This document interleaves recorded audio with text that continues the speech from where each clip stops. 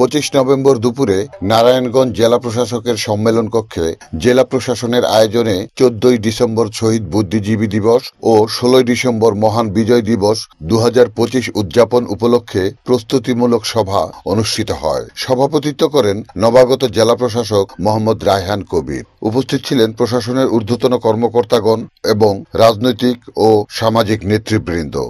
তবে একটা বিষয় আমাদের সবার স্মরণ রাখতে হবে যে দুষ্ট যারা আছে তাদেরকে কিন্তু পুনর্বাসন করা যাবে না, এই ব্যাপারে আমরা সবাই ঐক্যবদ্ধ আছি, সবাই ঐক্যবদ্ধ থাকবো এবং সেটা আমরা সম্মিলিতভাবে আমরা সেটা প্রতিরোধ করব। এবং এটি যেহেতু একটি সরকারি প্রোগ্রাম, তো আমরা সরকারি নির্দেশনা মন্ত্রণালয়ের আলোকে এবং জেলা প্রশাসন যেভাবে প্রোগ্রাম অর্গানাইজ করে আমরা প্রত্যেকটা দপ্তর আমাদের পর্যায় থেকে আমরা এটা বাস্তবায়ন করে থাকি।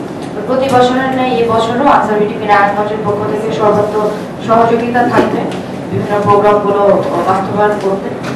16 ডিসেম্বর বিজয় দিবস, মহান বিজয় দিবস এবং স্বাধীনতা ও জাতীয় দিবস 26শে মার্চ, সেই অনুযায়ী যেভাবে কমিটিতে বিন্যস্ত ছিলেন সেভাবে হয়তো আমরা, তারপরেও যদি কেউ কোনো কমিটিতে মনে করেন যে এই জায়গায় কাজ করার আপনার সুযোগ আছে অথবা আপনি কাজ করতে স্বাচ্ছন্দ্য বোধ করবেন, কাইন্ডলি একটু আমার সাথে একটু কথা বলবেন, সেভাবে আমরা অ্যারেঞ্জমেন্ট করার চেষ্টা করব।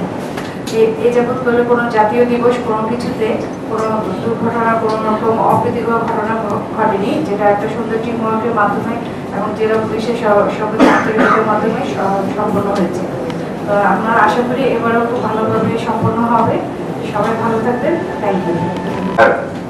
এই ইভেন্টগুলো হচ্ছে আমাদের জীবনের একটা অন্যতম সেরা ইভেন্ট। এই জন্যই আমি বলি যে 24শে আগস্ট 24কে কিন্তু আমরা কোনোভাবে আলাদা করে দেখতে পারি না। যদি 71-এর চেতনা যদি আমাদের জাতীয় জীবনে প্রতিফলিত হতো, 71-এর যে স্বপ্ন মানুষ দেখেছিল সেটা যদি বাস্তবায়ন হতো, তাহলে কিন্তু 24শে আগস্টের প্রয়োজন পড়তো না।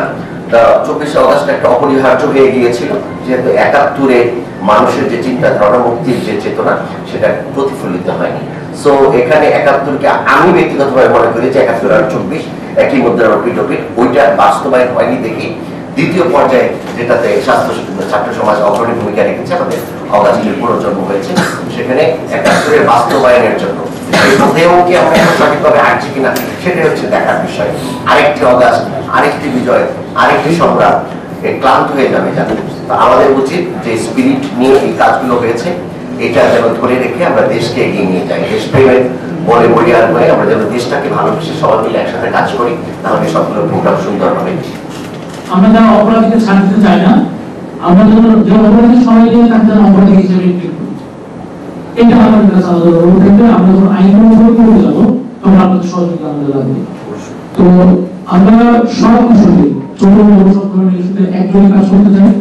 নারায়ণগঞ্জের জেলা প্রশাসন, নারায়ণগঞ্জের মানুষের প্রতিনিধি হিসেবে, নারায়ণগঞ্জের মানুষের যারা নেতা তাদেরকে নিয়ে যারা সরকারি কর্মকর্তা আছেন তাদের মধ্যে সমন্বয়ের মাধ্যমে নারায়ণগঞ্জের সরকারের কাজ করবে।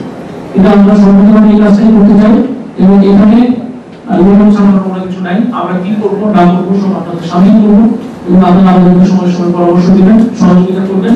আপনাদেরকে সাথে নিয়ে নারায়ণগঞ্জ যেরকম আছে ওইটা একটা জায়গা এখন পর্যন্ত আছে, এই ঐক্যটাকে আপনারা আরো সুসংহত করবেন এবং আমাদের 71 এবং 24 যে দুটো আন্দোলনের যে আমাদের অন্তর্নিহিত যে অর্থ, যে সাম্যবাদ, যে স্বাধীনতা, ন্যায় এবং ন্যায়ের মধ্যে যে পার্থক্য, জাতীয় ঐক্য, এগুলো বাড়ানোর জন্য আমরা কাজ করতে পারি। সে ব্যাপারে আপনাদের সহযোগিতা আছে। এই দিন আপনারা কষ্ট করে এসেছেন, সবাই খুব লাভবান ধন্যবাদ জানিয়ে আপনাদেরকে শেষ করছি। ভালো থাকবেন সবাই। আসসালামু আলাইকুম। Report Shahjahan Chowdhury, NNTV, Narayanganj.